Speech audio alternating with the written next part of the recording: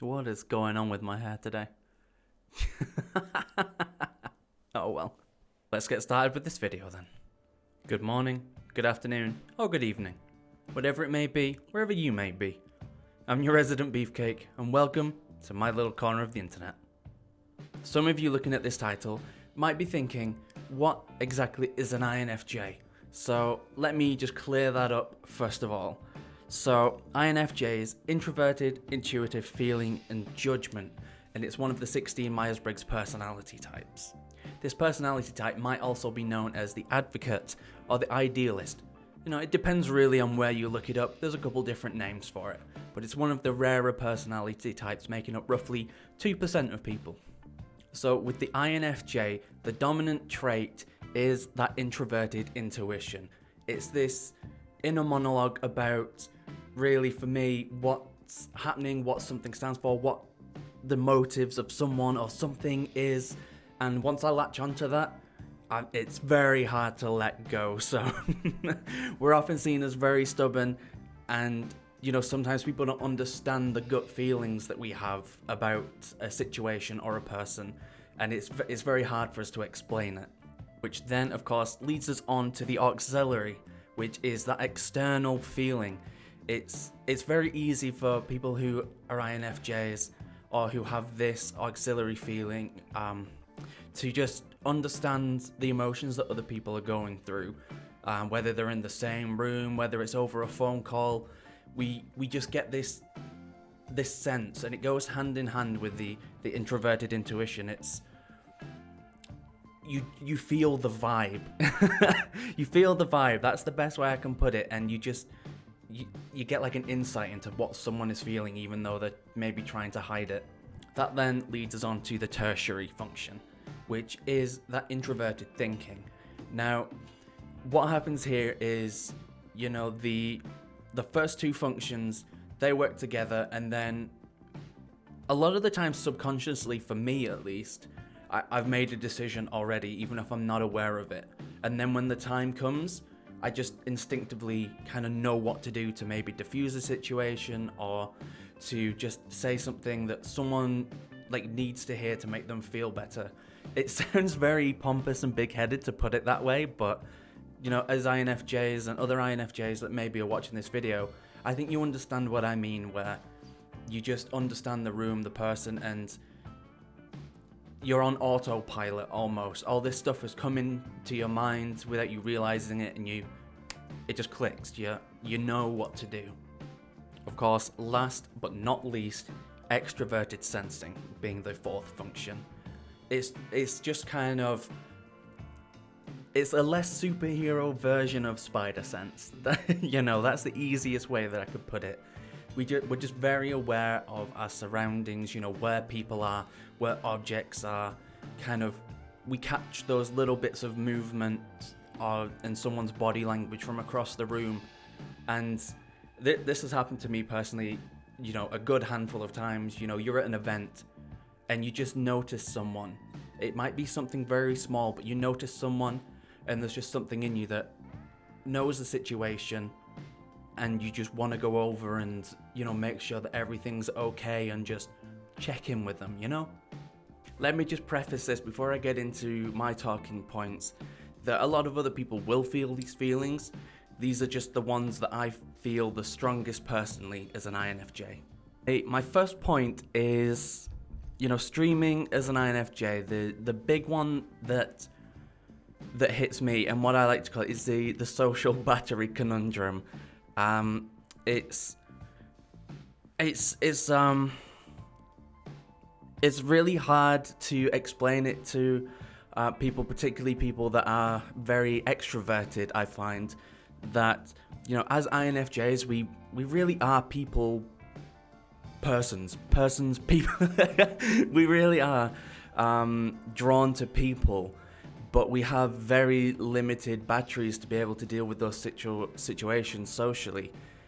We really do need that time to decompress, much like other introverted types, and introverted people will definitely understand that. You can love people, but we really do need our time to decompress. So stream time is our people time. It's the time where we're being social, we're being bubbly, you know, we're kind of being the life of the party. We don't mind that spotlight, and we don't mind, you know, people being drawn to us and, you know, engaging with us because it's on our terms. You know, when stream is turned off, it's usually at the end of the stream personally where I need to step back for an hour. You know, I'll go over to someone else's channel, say like hi, like raid them, hang around for a little bit, then do my after stream stuff, such as, you know, maybe I'll make some food, I'll get a drink, I'll just kind of hang out like with my wife for a little bit, or I'll, you know, just watch a little bit of a TV show and then come back and then socialize more. There's the issue with, and this happens to a lot of other streamers, I'm sure, is as a streamer, you have a community of people that want to get involved, that want to kind of ask you questions, talk to you, even while you are offline on things like Discord, Twitter, you know, other social medias. Even in-game, if you happen to be playing a game and just flying solo, sometimes that will come up where people message you too. And, you know, sometimes that is during decompress time, and you have to take that step back because you know that to keep that good balance where you don't end up overexerting yourself and, you know, having poor energy for like the next day or two because you've done just too much trying to please people. But you really do want to please those people, so it can be a very hard situation sometimes just to say, oh hey, I'm just doing some stuff, just having some me time. Sorry, I'm just gonna fly solo for a bit. It's hard to communicate that when your batteries are running a bit low and you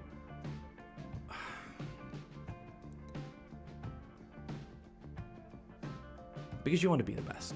You want to be the best that you can be. And sometimes you do need that time away.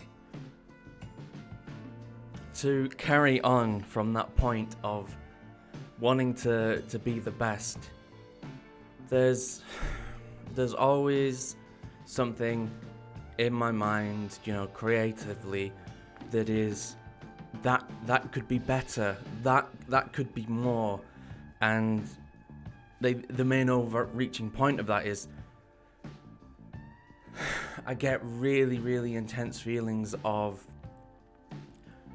needing to provide the best thing that I possibly can in order to warrant the support that people give me, you know, and feel like I am putting out a product, a place, a stream that people can come in, can enjoy, and ultimately can use to change their day for the better. It's like we mentioned at the beginning of the video, it's a very idealist kind of approach to it, and it's a big source of anxiety for me personally, because if I feel like I've overexerted myself with the energy and I put on a poor stream, I'm not happy after stream. I feel upset that I didn't do enough to help the people that wanted to come by and support me and watch me. And I've said this multiple times on stream, and you know, people have been like, oh, we come here for you, to support you, we enjoy it no matter what. But internally, I'm always thinking, oh, that was a bad section of stream, or today's energy felt really low, or I just didn't feel like I was doing my very best and they deserve better. And you know, I'll get upset about that. And sometimes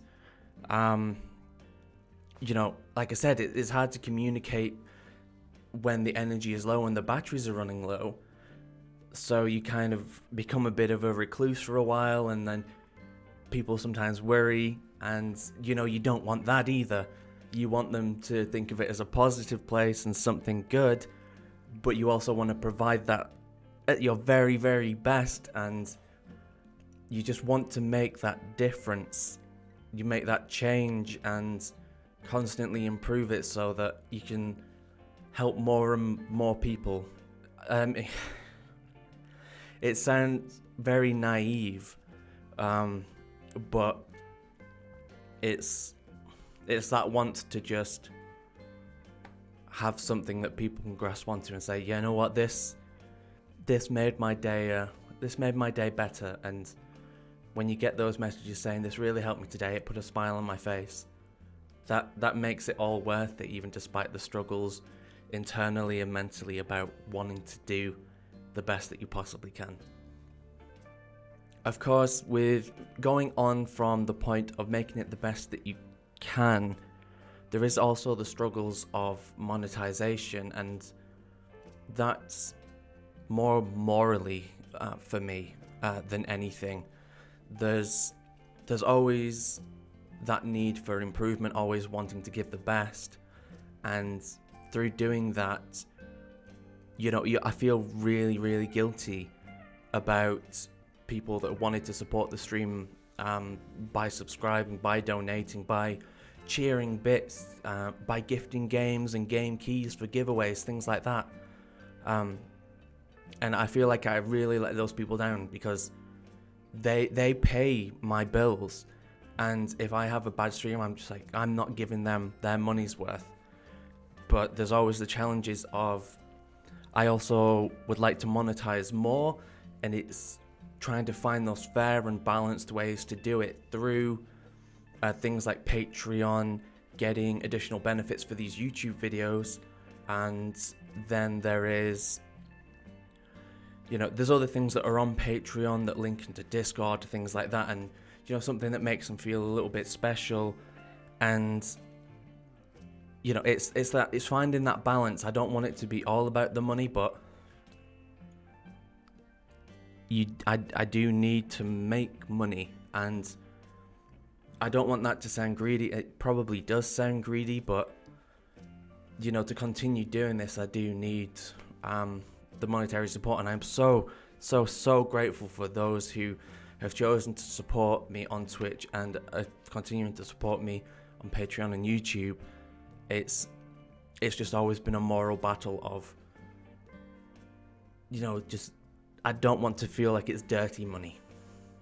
And finally, to top this video off about the things that really hit me most as an INFJ while streaming is, as you maybe could tell from this video, and if you've watched up until this point, is sometimes my mind makes little jumps to things that are connected, but maybe not logically to some other people. They might not understand how I've made the jump from one bit to another, or I'll take a break and look down like so and really internalize something, and then come back and be like, here's another point.